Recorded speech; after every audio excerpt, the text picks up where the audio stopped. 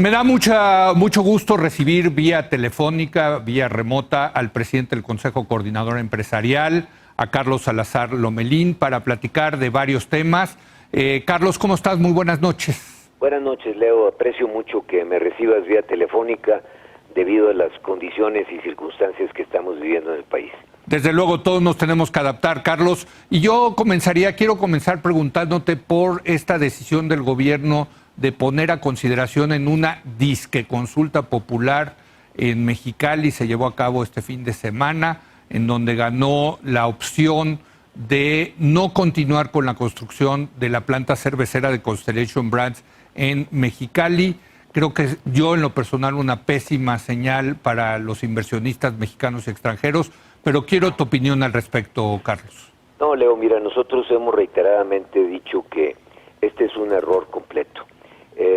Hemos analizado el problema, hemos dicho que sin duda todos queremos que las decisiones de una sociedad, de una comunidad sean democráticas, que la mayoría acepte y promueva una decisión, pero también hemos dicho que la democracia tiene sus reglas y sus tiempos, y que esta decisión no obedece ni a las reglas de la democracia ni a los tiempos de la democracia. Pero además no tiene ningún sustento racional. Se dice que la planta va a consumir el agua de la ciudad cuando la planta va a consumir el 0.2% del total de la cuenca hídrica que abastece a Mexicali. Yo conozco bien la zona y hay un valle ahí muy bonito alrededor de la ciudad que le llaman el Valle de Algodones. El nombre recuerda el tiempo en que se sembraba algodón en esa zona y se exportaba o se usaba para producir telas, ¿verdad? Bueno, toda esa zona sigue siendo muy fértil y esa zona se toma el 70% del agua que consume la cuenca hídrica. La compañía se había comprometido que ese 0.2 iba a tratar el agua e iba a devolver el agua ya tratada para que se pudiera seguir usando para fines agrícolas sin ningún problema. De tal manera que no te iba a ser costosa desde el punto de vista del consumo del agua. Número 2, la compañía tenía sus permisos. ¿Qué más permiso que la Conagua, sí, que es el organismo que se encarga de decidir, de analizar, de profundizar cualquier decisión de cualquier lugar, en cualquier parte de la República, con el uso del agua, le había entregado todos los permisos? Tenía sus permisos estatales, sus permisos federales, y vienen una serie de gente que yo quisiera decir que de buena fe, activistas queriendo de alguna manera proteger el medio ambiente, y bueno, promueven una encuesta. No le puedo decir que esto es una consulta, ni claro, es obviamente una democracia, ni mucho menos. Sí. Las reglas democráticas dicen que si tú tienes que decidir en un momento dado, hay todo un proceso, como el proceso electoral, cuando nosotros decidimos a nuestras autoridades. Y ahora en ese proceso electoral siempre vienen algunas preguntas de las comunidades donde vivimos cada quien, y te preguntan si estás de acuerdo con cualquier decisión local que se tenga que hacer.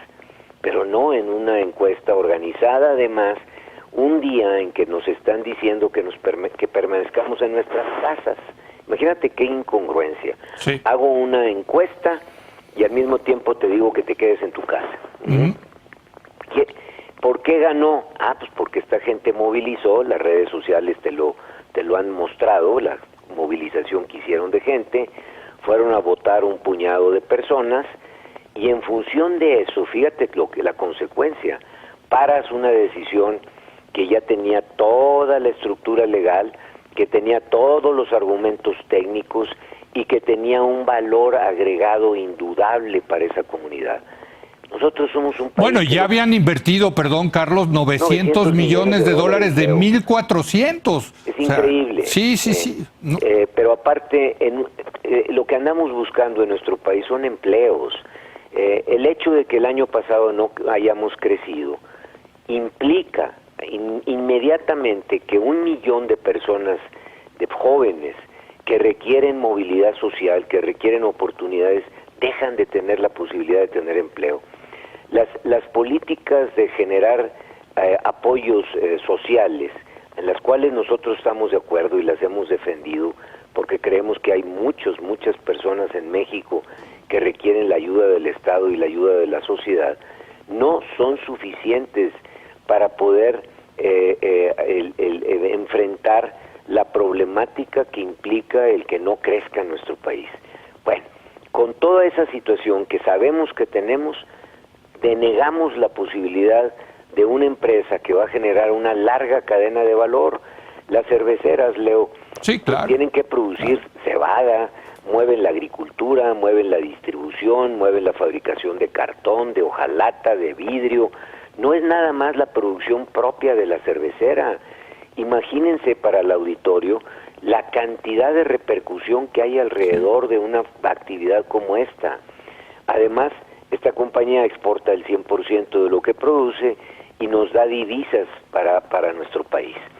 Entonces, una decisión total, absolutamente equivocada, con argumentos equivocados, con un sustento técnico equivocado, todo el análisis.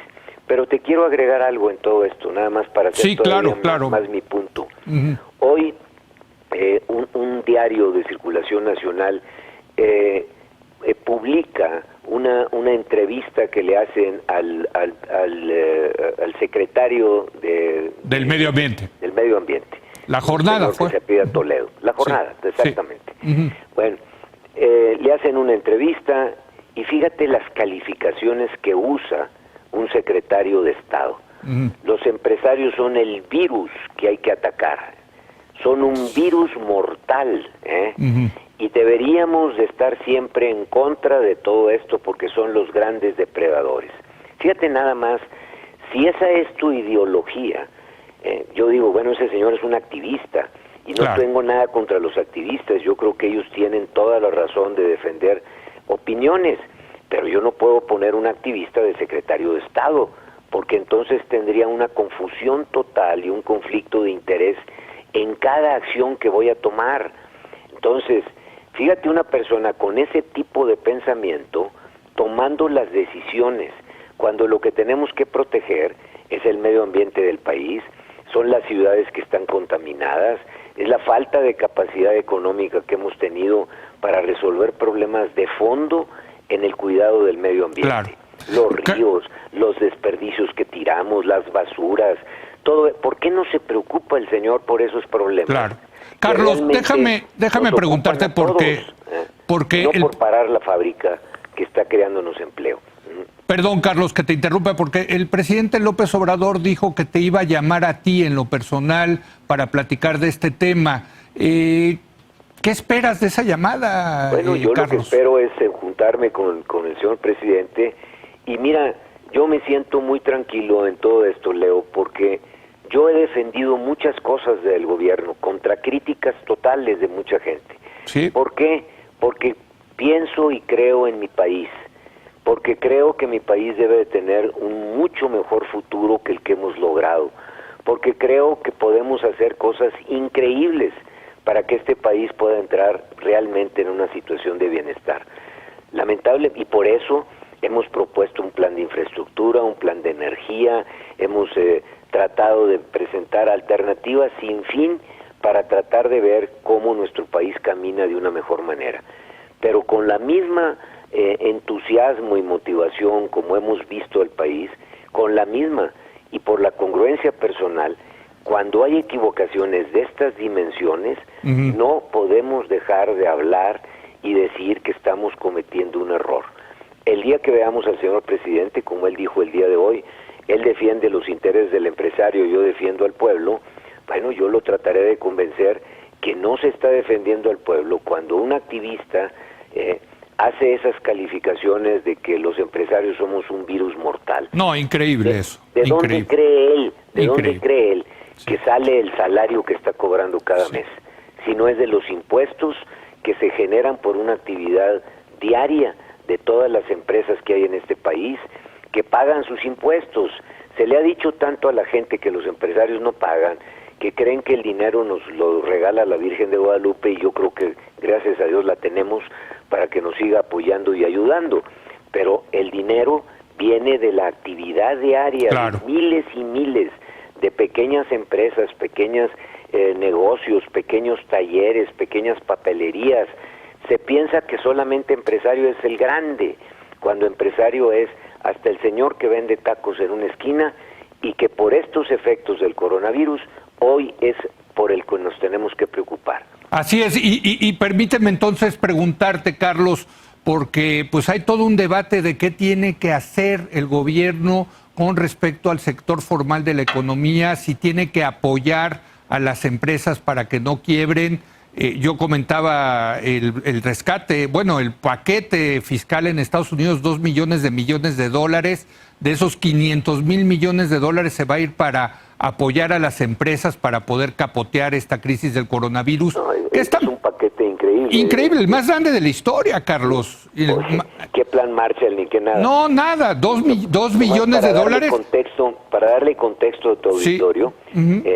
El PIB de México, o sea, la producción de todos los mexicanos durante un año que nos dedicamos a trabajar, representa 1.2 o 1.3 trillones de los dólares de 20 pesos o de 19. Sí. Oye, no, es casi el 10% de la economía de Estados Unidos, lo que van a hacer por la parte fiscal. Por la parte monetaria ni se diga que van a inyectar una liquidez impresionante. Yo creo que México debería estar pensando en un esquema similar. Hace ya 11 días, el día de hoy, Leo, el Consejo Coordinador Empresarial, viendo lo que venía, presentó un decálogo de acciones. Sí. Te quiero decir primero, antes de comentártelas, que ninguna de esas 10 acciones habla de reducción de impuestos, apoyo a las empresas grandes, salvar a nadie. Absolutamente en ninguna de las 10 propuestas vienen esto que se ha comentado reiteradamente, que es lo que los empresarios pedimos. Es cuestión de que vean el decálogo y verán lo que hemos pedido. Primer propuesta que hemos hecho, que es la propuesta de todas sociedades que tienen definitivamente un enfoque correcto: proteger el sistema de pagos. Claro, los bancos, sí. Y no es que quieras ayudar, que sí, el banco no quiebre, por favor, le quiero explicar muy bien a tu auditorio. Es para que tú y yo y todos los que nos están oyendo tengamos y sigamos teniendo confianza que el papelito que usamos como peso, claro, refleje el valor que tiene ese papelito, que al final no vale los 1,000 pesos o 200 o 20. Y que todos podamos tener confianza de que nuestro sistema de pago sigue funcionando, que los bancos siguen funcionando, que todos de alguna manera tenemos transacciones en las cuales el valor de nuestra transacción está reflejado en el valor del dinero. Bueno, pero Carlos, ahí permíteme interrumpirte, porque este es exactamente el mismo argumento, Carlos, que se dio en el sexenio de Ernesto Zedillo para hacer el FOBAPROA, para rescatar el sistema de pagos, que fue tan criticado por el hoy presidente de México. Bueno, es que hay que entender cómo funciona un sistema financiero de un país. Si tú no hubieras hecho eso en el tiempo del del presidente Zedillo, nuestro país hubiera entrado en una crisis mucho peor que lo que nos costó el FOBAPROA. Pero bueno, esta es una decisión, una cuestión dialéctica que el día que alguien me invite a platicar de ella, lo hacemos con todo gusto. Sí. Permíteme, Carlos. Corrupción en evaluar los activos que quedaron dentro del FOBAPROA, estamos hablando de otro problema. Permíteme, Carlos, tengo que hacer una breve pausa. ¿Te puedes quedar con nosotros otro segmento más para hablar de los otros puntos que están proponiendo ustedes? ¿Sí? Leo, con todo gusto. Muy bien, entonces hacemos una breve pausa. Le vamos a pedir a Arturo Sánchez, que iba a estar hablando de la legislación de la reelección en México, que esté con nosotros otro día, porque está muy esta conversación con Carlos Salazar es muy importante para ver qué están pidiendo los empresarios para poder capotear el temporal por el virus del coronavirus. Regresamos en un momento más.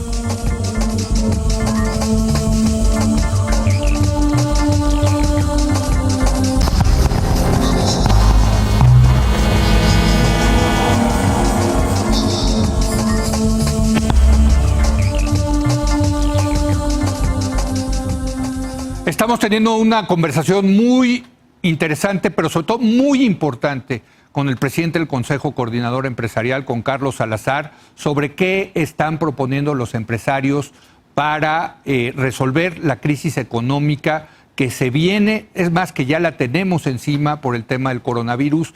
Carlos, nos decías, punto número 1, salvaguardar el sistema de pagos que pasa por apoyar a los bancos, supongo. Sí, el banco, si llega a tener problemas, va a requerir liquidez, y esta liquidez pues se la tendrá que brindar el Banco de México y la Secretaría de Hacienda con las medidas que se tomen, tanto fiscales como monetarias.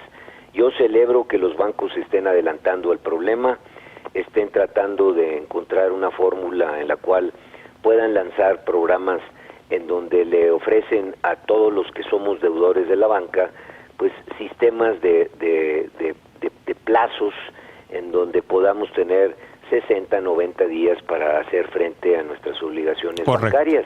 Entonces yo creo que eso va a funcionar muy bien, yo celebro que lo estén haciendo, entiendo que lo están todavía viendo desde el punto de vista legal, porque pues hay situaciones en las cuales el banco tiene que declararte como impago, y la Comisión Nacional de Valores debe estar analizando en estos momentos, mientras tú y yo estamos platicando, cuáles deben ser las normas y las regulaciones que se pueden aplicar para esto. Correcto. Pero yo estoy seguro que va a salir.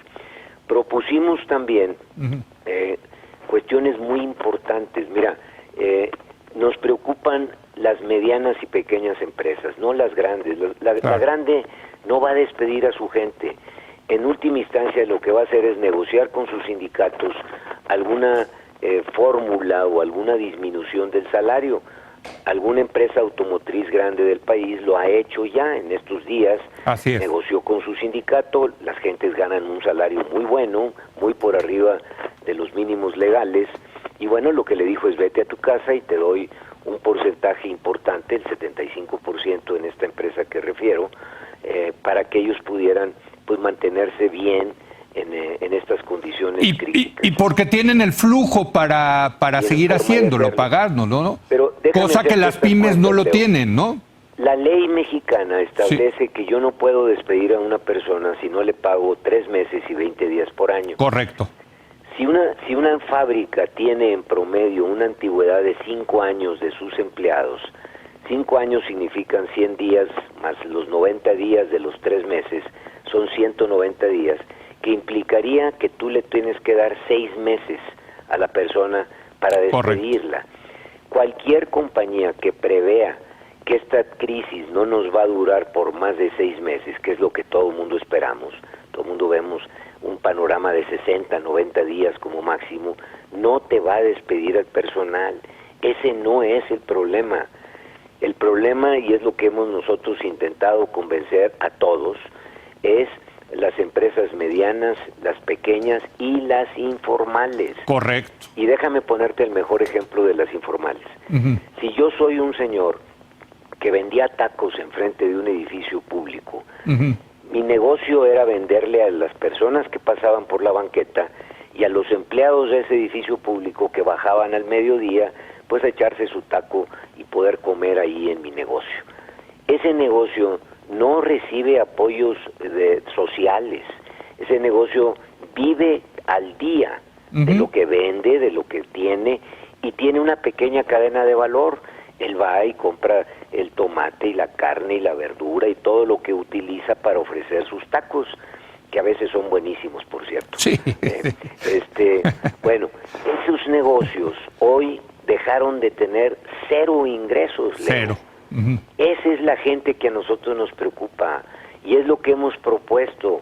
Hemos propuesto un salario, le hemos llamado de sobrevivencia, en donde tanto el Estado como alguna fórmula en donde los empresarios podamos apoyar, podamos de alguna manera asegurarle a esa persona que va a sobrevivir. Pero ¿cómo repartirlo, Carlos? ¿Cómo lo repartes? Porque no están en el Registro Federal de Causantes. ¿Cómo les vas a dar el dinero, Carlos? Pero tú sabes que se paraba en esa esquina y que ahí estaba, y que de alguna manera tú puedes pedirle que esa persona que lo conoce todo el mundo, pues le puedas dar a lo mejor sus 3,000, sus 5,000 pesos por mes en estos 3 meses donde vamos a tener esta crisis.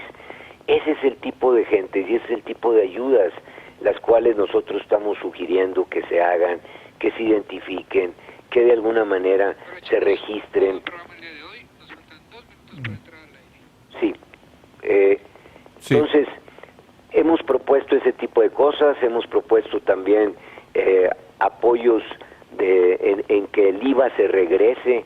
Es importantísimo en estos días volver a fórmulas inclusive como la de la compensación universal para asegurarnos que el IVA le regresa a las empresas y que los proveedores de Pemex y de la Comisión Federal también reciban los pagos a tiempo, y de los estados y municipios, para que haya la liquidez suficiente en las empresas. Ya tendremos oportunidad de hablar de otras fórmulas, claro, que también ya las propusimos para reactivar la economía, donde la depreciación acelerada va a jugar un papel importantísimo y que ya nos demostró en el sismo del 85 que fue la mejor herramienta para estimular la economía de nuevo. Carlos, se nos acaba el tiempo. Yo te agradezco mucho esta comunicación vía telefónica. Creo que es muy importante lo que nos estás diciendo. Espero que haya la interlocución con el gobierno para llegar a un acuerdo pronto, porque también eso es importante, tiene que ser ya. Sí, los días que pasan el problema se hace más grave y la gente tiene evidentemente una mayor incertidumbre. Nos interesa México, no estamos pidiendo rescates ni apoyos ni que nos quiten los impuestos, estamos pidiendo que definitivamente haya un interés del Estado en cómo vamos a la economía y nos anticipemos apoyando a las empresas más pequeñitas. Pues te agradezco mucho, Carlos. Espero verte pronto en persona. Eso quiere decir que ya se habrá acabado esta crisis sanitaria. Y te mando un fuerte abrazo hasta allá, hasta Monterrey, donde estás aislado como debes de estar. Gracias, Carlos. Muy gracias. agradable siempre platicar contigo, Leo. Te lo aprecio mucho. Saludos a todo tu auditorio. Muchas gracias a Carlos Salazar Lomelín. Muchas gracias a usted por habernos acompañado. Yo lo espero mañana en punto de las 10 de la noche, cuando otra vez sea la hora de opinar. Aquí nos vemos.